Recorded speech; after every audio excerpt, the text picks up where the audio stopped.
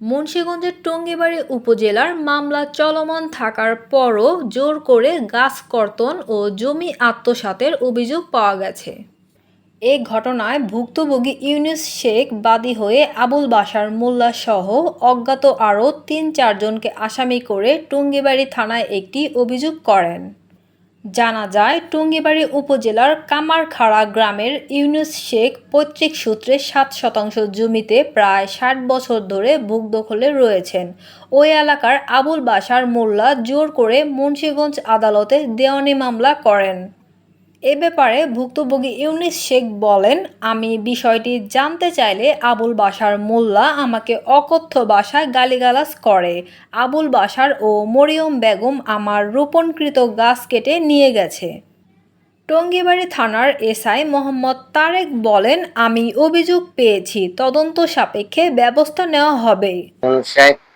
আমি এই বাড়িতে প্রায় ৬০ বছর যাবৎ বসবাস করতেছি এবং আমার প্রায় সম্পত্তি এবং পাশের বাড়িতে আমার ৬০-৭০ জায়গা, এই জায়গার গাছপালা কাইটা নিয়া এবং বাশার মোল্লা এবং তার সাথে জড়িত এই যে নামতুম মরিয়ম বেগম সেই বোন আমার রক্তের না,